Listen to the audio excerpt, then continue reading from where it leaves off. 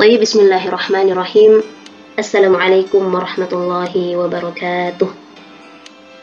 الحمد لله الحمد لله الذي خلق الإنسان في أحسن تقويم وأمده بالفهم وحباه بالتكريم سبحانه ورفع شأن العلم فأقسم بالقلم وامتن على الإنسان فعلمه ما لم يكن يعلم وقال لنبيه الكريم صلى الله عليه وسلم وأنزل الله عليك الكتاب والحكمة وعلمك ما لم تكن تعلم وكان فضل الله عليك عظيما.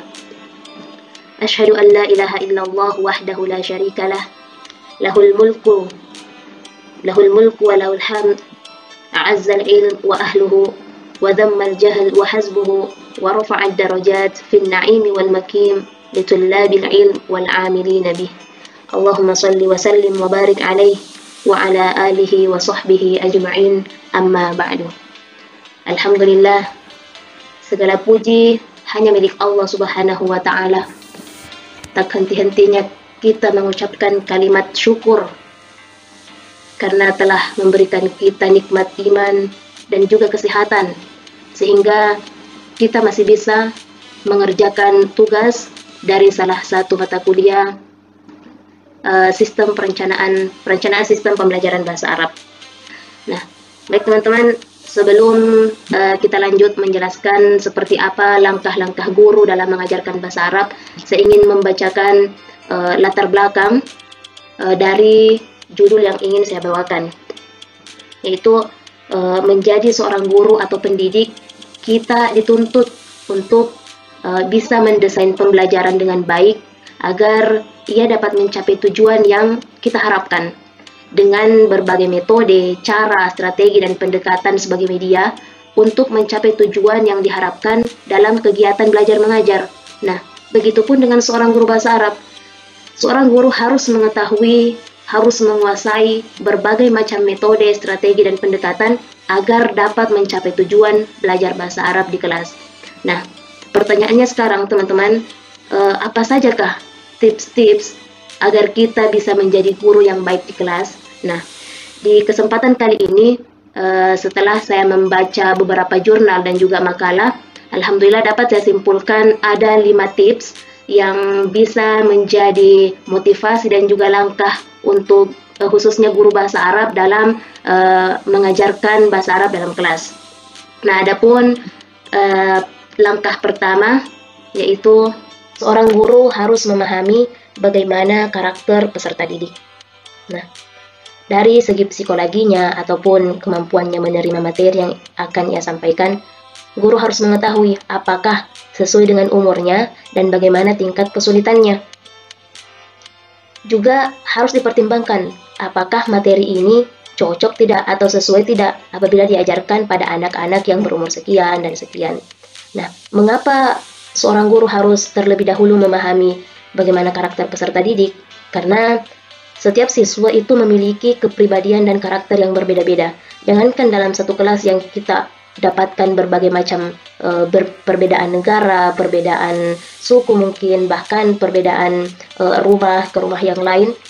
Dalam satu keluarga, dalam kita bersaudara saja, kadang kita temukan perbedaan karakter. Nah, apalagi yang tadi perbedaan suku, perbedaan negara, dan lain-lain. Nah, setiap jenis karakter pun pasti memiliki kelebihan dan kekurangannya masing-masing. Nah, maka dari itu, kita tidak dapat menilai siswa A lebih baik daripada siswa B. Lebih bijaksana dalam menilai siswa, karena dari dua individu itu pasti memiliki kekurangan dan kelebihan masing-masing. Nah, apa sih manfaat kita mengetahui, kita sebagai seorang guru memahami bagaimana karakter peserta didik sebelum kita masuk di kelas? Yang pertama manfaatnya yaitu kita akan mengetahui kelebihan yang mereka miliki dan dapat meningkatkannya. Nah, ini yang pertama. Kemudian yang kedua yaitu mendeteksi kelemahan yang mereka miliki dan memperbaikinya. Nah, kebalikan dari yang pertama. Yang pertama tadi, apabila kita mendapatkan siswa yang memiliki kelebihan, maka disitulah peran kita untuk meningkatkan kelebihannya. Nah, yang kedua, apabila kita mendapatkan siswa yang lemah dalam menangkap pembelajaran atau mempunyai kelemahan, maka disinilah tugas kita untuk memperbaikinya. Kemudian yang ketiga yaitu mengetahui potensi-potensi yang ada pada diri mereka dan mengoptimalkannya untuk kesuksesan di masa yang akan datang. Kemudian mengenal diri sendiri itu dapat membantu anak didik untuk berkompromi dengan diri sendiri dan orang lain dalam berbagai situasi. Nah, ini juga manfaat seorang guru memahami karakter peserta didik. Kemudian yang terakhir yaitu dengan memahami dan mengetahui kepribadian siswanya, maka proses belajar mengajar dapat lebih dioptimalkan. Nah, ini teman-teman langkah pertama.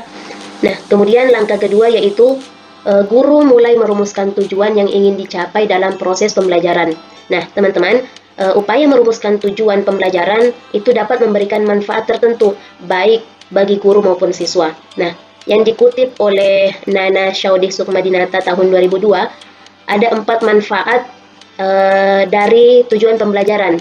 Yang pertama yaitu memudahkan dalam mengkomunikasikan maksud kegiatan belajar mengajar kepada siswa, sehingga siswa dapat melakukan perbuatan belajarnya secara lebih mandiri. Nah, kalau misalnya kita sudah merumuskan tujuan, maka kita mudah menyampaikan kepada siswa, ini loh yang akan kita capai, ini loh yang akan kita pelajari bersama. Nah, dengan seperti itu siswa akan lebih mandiri, lebih percaya diri, oh saya dapat seperti ini nantinya, saya dapat memiliki keterampilan ini nantinya apabila pembelajaran sudah selesai. Nah, di situ terpupuklah belajar siswa secara lebih mandiri.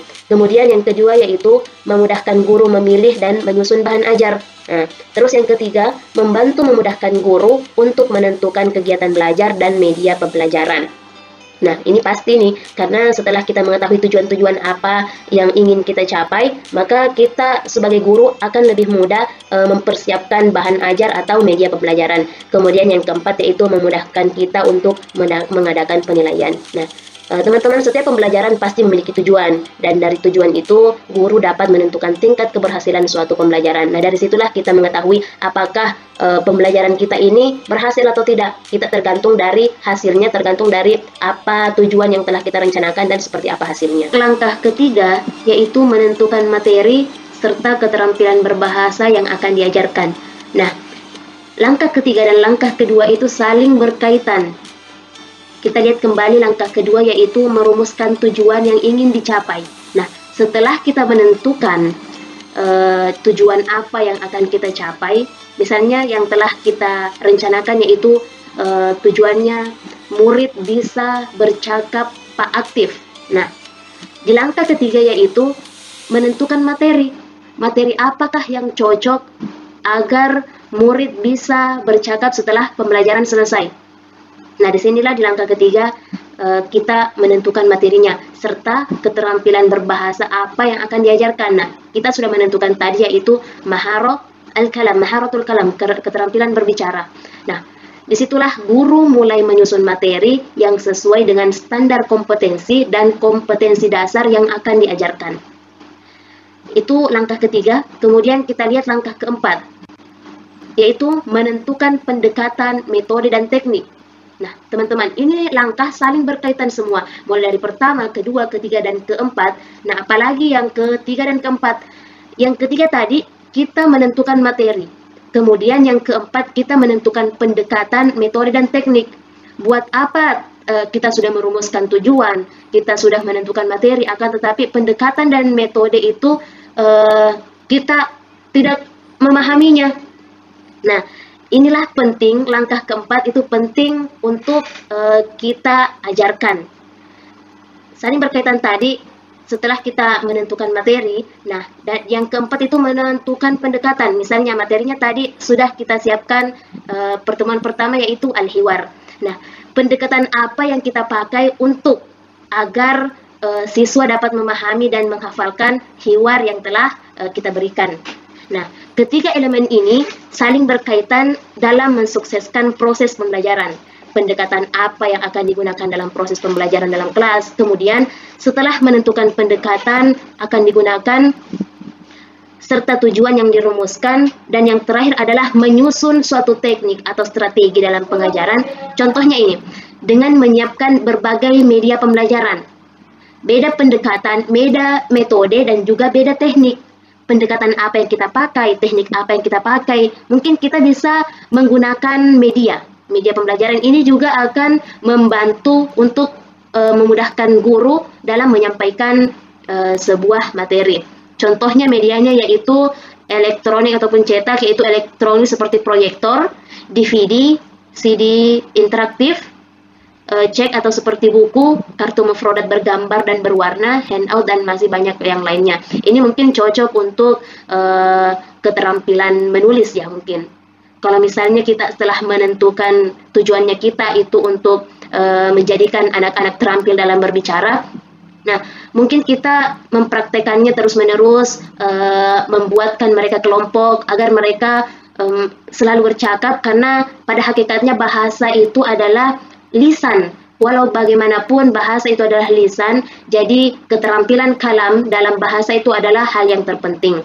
Nah, kemudian untuk langkah yang kelima atau yang terakhir teman-teman, yaitu melakukan evaluasi.